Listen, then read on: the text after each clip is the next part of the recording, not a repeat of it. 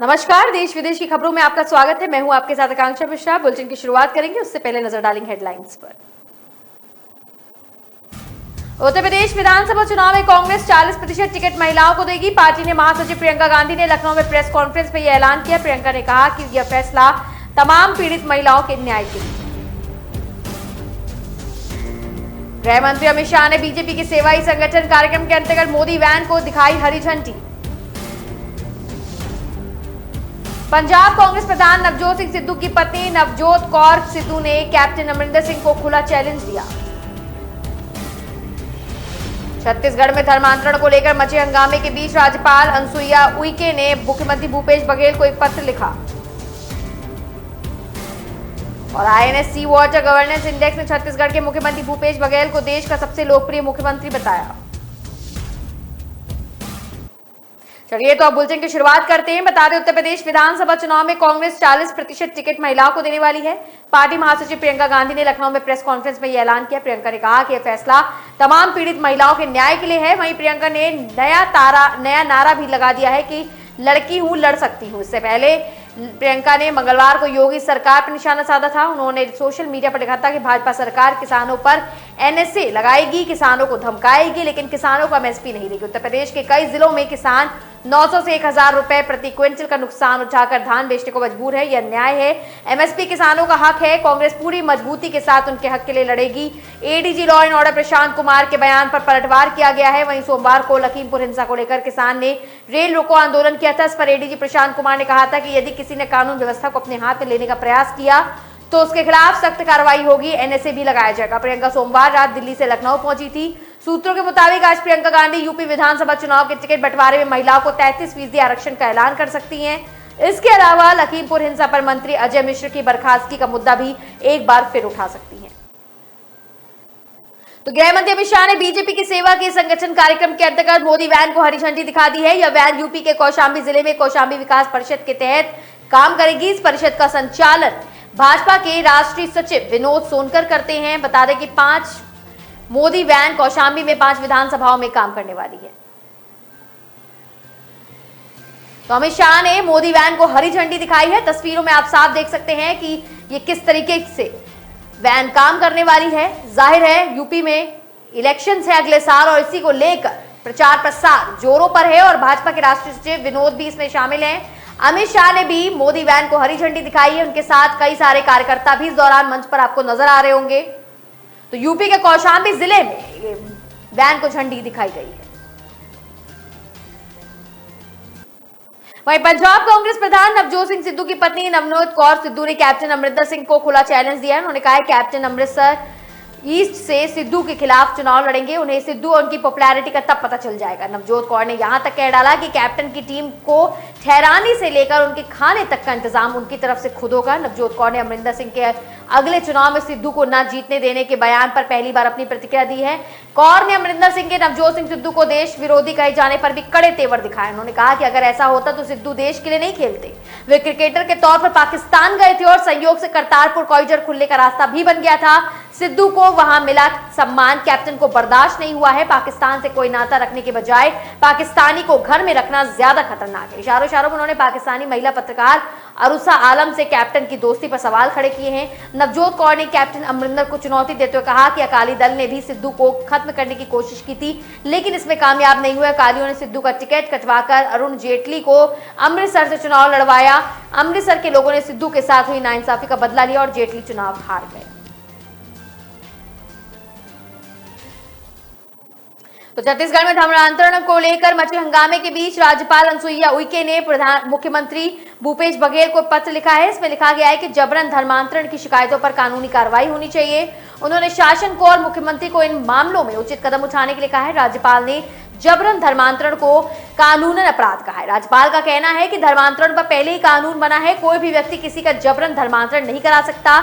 यह कानूनी अपराध है। अगर इसी तरह की कोई भी शिकायत आती है, कोई जबरन प्रलोभन या लालच देकर धर्मांतरण करवा रहा है, तो निश्चित रूप से उसके ऊपर कानूनी कार्रवाई होनी चाहिए। समय समय पर मुझे ज्ञापन मिले हैं, सामाजिक संस्थाओं के प्रतिनिधि मिले हैं और मुझसे कार्रवाई की मांग की गई है। मैंने प्रशासन और शासन का ध्यान आकर्षित किया है। ऐसे तत्व जिनका हमें प्रूफ के साथ शिकायत मिलती है, उन पर उचित कदम उठाए गए हैं। प्रदेश में पिछले कुछ महीनों से जबरन धर्मांतरण को लेकर लगातार हंगामा हो रहा है। दक्षिणपंथी संगठनों का आरोप है कि ईसाई मिशनरी राज्य के आदिवासी क्षेत्र सहित शहरों में बड़े पैमाने पर लोभ लालच से धर्मांतरण करा रही है। इससे स्थानीय धर्म संस्कृति पर खतरा मंडरा रहा है। हर रविवार को प्रार्थना सभा और धर्मांतरण के आरोपों को लेकर किसी न किसी जिले में मारपीट अथवा तनाव की स्थिति बनती है। तो इस तरीके से धर्मांतरण को लेकर अपनी अपनी राय सब रख रहे हैं। रायपुर की पुरानी बस्ती थाने में ईसाई धर्म प्रचारकों की भीड़ ने पिटाई कर दी। इस मामले में पुलिस ने भाइयों के कार्यकर्ताओं को जेल भेज दिया। वही बता दें, धर्मांतरण को मुद्दा बनाकर रायपुर में दर्जनों प्रदर्शन किए जा रहे हैं। इस बीच ईसाई बन चुके लोगों की घर वापसी का अभियान भी चल रहा है। सी वॉच गवर्नेंस इंडेक्स ने छत्तीसगढ़ के मुख्यमंत्री भूपेश बघेल को देश को सबसे बड़ा लोकप्रिय मुख्यमंत्री बताया। उन्होंने अपने राज्यों में सबसे अच्छा प्रदर्शन करने वाला मुख्यमंत्री बताया है। सर्वे के मुताबिक छत्तीसगढ़ में लोगों की नाराजगी अपने विधायकों के प्रति अधिक है। सोमवार को आई रिपोर्ट के मुताबिक छत्तीसगढ़ के मुख्यमंत्री भूपेश बघेल सबसे अच्छा प्रदर्शन करने वाले मुख्यमंत्रियों में से एक हैं। वो मतदाताओं के कम से कम गुस्से का सामना तो कर रहे हैं। बघेल से केवल 6% लोग नाराज हैं। ये लोग बदलाव चाहते हैं। इसके विपरीत उन्हें सभी प्रदेशों के मुख्यमंत्रियों के बीच सर्वोच्च लोकप्रियता की रेटिंग भी मिल चुकी है। सर्वे में शामिल छत्तीसगढ़ के 44.7% लोग केंद्र सरकार से नाराज है, जबकि 36.6% मतदाता ही राज्य सरकार से नाराज है। सी वोटर के संस्थापक यशवंत देशमुख ने कहा कि ऐसे मुख्यमंत्रियों को लोगों ने पसंद किया है जिनमें निर्णय लेने की क्षमता है और जिनके काम करने की शैली सीईओ जैसी है। कोरोना की तबाही के दौरान गांव से लेकर शहर तक लोगों को जिस वैक्सीन का इंतजार था, आज उसकी डोज लेने के लिए नहीं मिल रही है। यहां वैक्सीन का इंतजार किया जा रहा था। जब हेल्थ वर्कर्स गांव-गांव घूमकर टीका लगवाओ, पहली डोज लगवाओ, दूसरी डोज लगवाओ का आवाज लगा रही थी, तो वहीं स्वास्थ्य विभाग की तरफ से हेल्थ वर्करों को टीका का बड़ा टारगेट दिया गया। टारगेट पूरा करने के लिए उन्हें हर घर में दस्तक देनी पड़ रही है और लोगों से अपील की जा रही है कि अगर वह पात्र हैं तो अब तक टीका नहीं लगवाएं तो जरूर लगवा लें। शहर में तो लोग जागरूक हैं, लेकिन गांव में वैक्सीनेशन को लेकर जागरूकता भी नहीं है।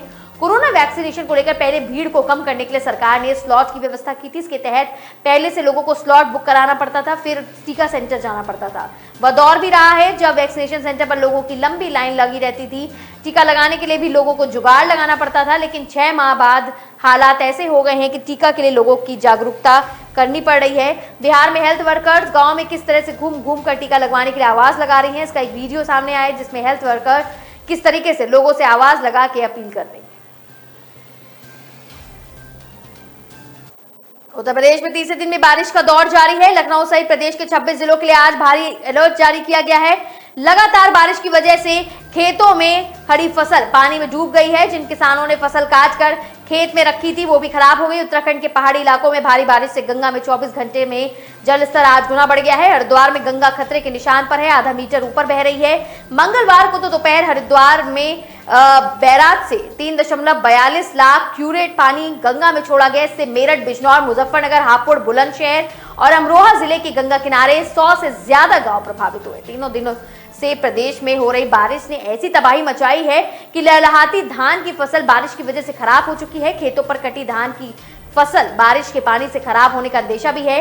गन्ने की फसलों में भी काफी पानी भर गया है। किसान श्याम किशोर ने कहा कि अगर जल्द ही बारिश नहीं बंद हुई तो किसानों को धान की फसल में लाखों रुपए का नुकसान होगा। साथ ही इस बारिश से जानवरों को हरा चारा भी नहीं मिल पा रहा है। भारी बारिश के चलते धान, लाहा, आलू, बाजरा की फसल पर भी नुकसान हो रहा है। तो बुलेटिन में खबरों का दौर आगे भी जारी रहेगा, लेकिन यहां रुकेंगे एक छोटे से ब्रेक के लिए।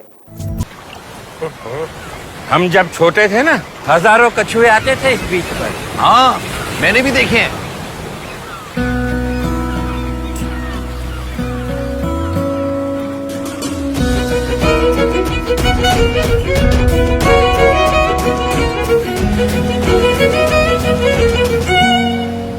क्या कर रही हो बेटा? कछुओं के लिए जगह बना रही हूँ ताकि वो दोबारा वापस आ सके। मुझे भी तो देखने हैं कछुए।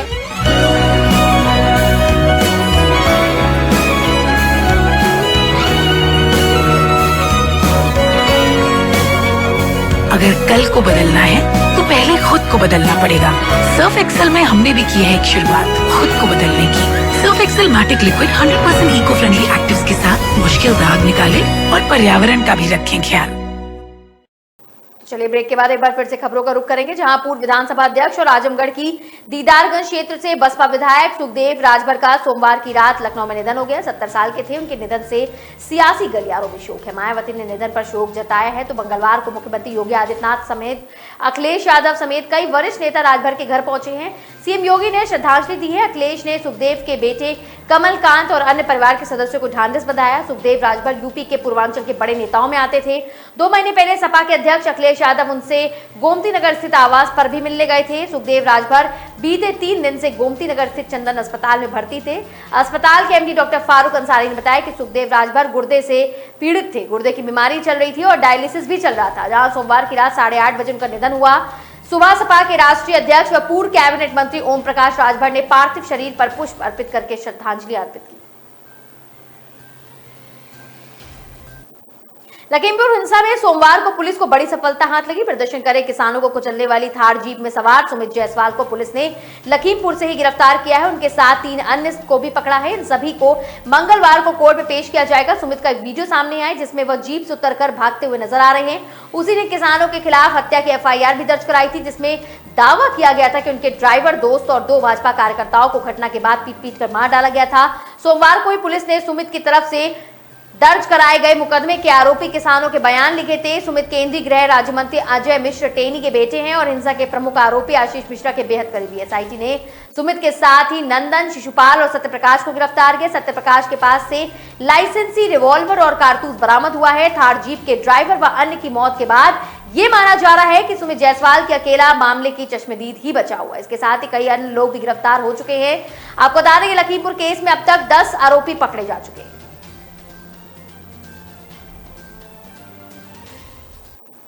वहीं लवली कंडारा एनकाउंटर मामले में हिस्ट्री शीटर का एक वीडियो सामने आया है। इसमें लवली होटल पर खाना खा रहे युवक पर खुलेआम तलवार से वार करता नजर आ रहा है। यह वीडियो जोधपुर के JDA सर्कल स्थित एक ढाबे का है। इस मामले में लवली रत्नानाडा पुलिस थाने का वांटेड था। वीडियो 22 सितंबर का बताया जा रहा है। लवली और उसके साथी 22 सितंबर की रात एक रेस्टोरेंट जाते हैं। टेबल पर खाना खा रहे महेंद्र नाम के व्यक्ति को गले से पकड़कर नीचे पटक देते हैं और फिर तलवार से उस पर वार करते हैं। उसी हत्या प्रयास में मामले में थाने में CI लीला राम इन्हें ढूंढ रहे थे। बुधवार 13 अक्टूबर की शाम खबर मिली कि यह गैंग दाना पानी रेस्टोरेंट के बाहर कार में है। पुख्ता खबर पर लीलाराम थाने से निकले। थाने में तब ADCP भागचंद मीणा कोई फाइल देख रहे थे। उनका गनमैन वहां पे मौजूद था। थाने की गाड़ी कहीं गई हुई थी। लीलाराम पुलिस वर्दी में थे। उन्होंने अपने साथ 3 सिपाही लिए जो वर्दी में नहीं थे। लीलाराम ने खुद की पर्सनल कार ली। जल्दी में निकलते हुए ADCP भागचंद मीणा के गनमैन की सर्विस रिवॉल्वर ली और इंस्पेक्टर लीलाराम खुद ड्राइव करते हुए 5:30 बजे लवली और उसके साथी की गाड़ी के आगे जाकर अपनी कार रोक लिए। तीनों सिपाही लवली की कार पर लपके। कार अंदर से लॉक थी। उसमें 6 लोग सवार थे। लवली की कार वहां से VC ऑफिस की तरफ दौड़ी। लीलाराम ने भी पीछा किया। दोनों कारें अरोड़ा सर्कल होते ही ग्रीन पार्क के पास पहुंच गई।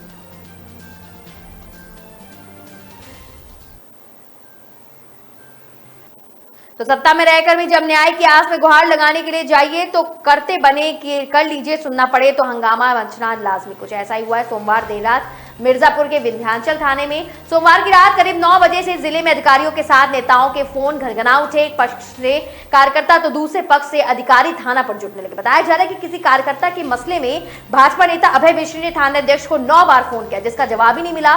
कुछ देर बाद थानाध्यक्ष ने पदाधिकारी को फोन करके वार्ता की और पुलिसिया रौब भी दिखाया। इसके चलते नेताजी खुद थाने पर पहुंचे, जहां उन्हें फिर जलील होना पड़ा। थाना प्रभारी ने संतोषजनक उत्तर देने के बजाय ये कह दिया कि जो करते बने कर लीजिए। इसके बाद अभय मिश्रा समर्थकों के साथ थाने में ही जमीन पर धरने पे बैठ गए। थाने में धरने की जानकारी लगते ही प्रदेश कार्य समिति सदस्य मनोज श्रीवास्तव दल बल के साथ पहुंचे। अधिकारियों से 2 टूक कार्रवाई करने को कही और मामला अब तक दूर किया जाए, इसकी बात भी बोली। इसको देखते हड़कंप मच गया। थाने पर पहुंचे अपर पुलिस अधीक्षक ADM CO ने मामले को गंभीरता से भांपते हुए आपस में विचार विमर्श किया। बॉलीवुड स्टार शाहरुख खान के बेटे आर्यन खान जेल का खाना नहीं खा रहे हैं। सिर्फ पहले दिन ही उन्होंने जेल की चाय पी थी। उस दिन से उन्होंने जेल में खाने की किसी भी चीज को हाथ नहीं लगाया। आर्यन से जेल मिलने वाले खाने दूसरे कैदी को दिए जाते हैं और गुमसुम अपने में ही खोए रहते हैं। ऐसी तमाम अहम बातें हैं जो 16 अक्टूबर को जेल से रिहा हुए कैदी श्रवण नडार ने नडार धोखाधड़ी केस में 6 महीने से ऑर्थर रोड जेल में थे। सोमवार को जेल से छूटे हैं। श्रवण उसी बैरक में थे जहां आर्यन को रखा गया है। आर्यन की बैरक में खाना देने की ड्यूटी श्रवण की ही थी। मुंबई क्रूज ड्रग्स केस में शाहरुख खान के बेटे Aryan Khan Arthur Road jail में बंद है। 20 अक्टूबर को उनकी जमानत पर सुनवाई होनी है। श्रवण ने बताया कि आर्यन और उसके साथियों को हफ्ते भर से क्वारंटाइन रखने के बाद 1 नवंबर बैरक में लाया गया। यहाँ एक बैरक में 4 सेल हैं और एक सेल में 100 कैदी लगभग रहते हैं, यानी 4 सेल में 400 कैदियां हैं। सभी एक दूसरे के सटकर सोते हैं। हिलने डुलने में भी दिक्कत होती है, चिपक कर सोना पड़ता है। एक सेल में 4 टॉयलेट हैं, इनमें से 1 वेस्टर्न और 3 इंडियन हैं। आर्यन के सेल में भी 100 कैदी हैं, इनमें 10 पंखे लगे हैं।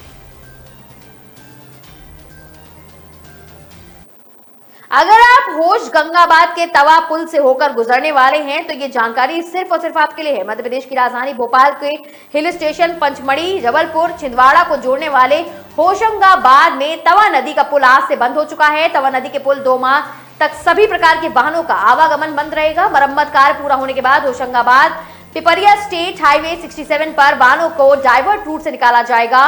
बाबाई के बाद पुनः यथावत रूट्स मिल जाएगा। ग्रामीण रोड और सिंगल होने की वजह से यहाँ ट्रैफिक की ज्यादा समस्या है। इसे बचने के लिए बुधनी, शाहगंज, बरेली होते हुए भी जबलपुर, छिंदवाड़ा, पिपरिया पहुंच सकते हैं। इधर तवा पुल बंद होने से रूट परिवर्तन होने के ठेकेदार और एमपी डीआरसी के अधिकारियों ने जगह जगह सूचना बोर्ड नहीं लगाए हैं। इससे कई वाहन चालक भटक कर तवा पुल की ओर पहुंच रहे हैं। कुछ 4 पहिया वाहनों को तो रोक कर बांदा भान, सांगण, खेला कला होते हुए निकलना पड़ रहा है। ऐसे में तवा पुलिस के सभी प्रकार के वाहनों का आवागमन पूरी तरह से बंद हो चुका है। तवा नदी पर होशागंज के पिपरिया होते हुए छिंदवाड़ा, नरसिंहपुर, रायसेन, जबलपुर को जोड़ने वाला पुल है। बड़ी संख्या में यहां से वाहन गुजरते हैं। तवा पुल की हालत काफी जर्जर है। ब्रिज की मरम्मत मेसर्स मिश्रा कंस्ट्रक्शन कंपनी द्वारा भोपाल कर रही है। कंपनी ने 8 महीने का समय मांगा था, लेकिन ट्रैफिक बंद नहीं होने के कारण ठीक से काम नहीं हो पा रहा था। तो मौसम विभाग ने 21 अक्टूबर तक बिहार में ग्रीन अलर्ट जारी किया है। इस दौरान राज्य के 38 जिलों में तेज हवा और वज्रपात के साथ बारिश का पूर्वानुमान है। अगले आने वाले 38 घंटों में इसका प्रभाव अधिक होगा, जबकि 21 अक्टूबर को कुछ कम हो जाएगा।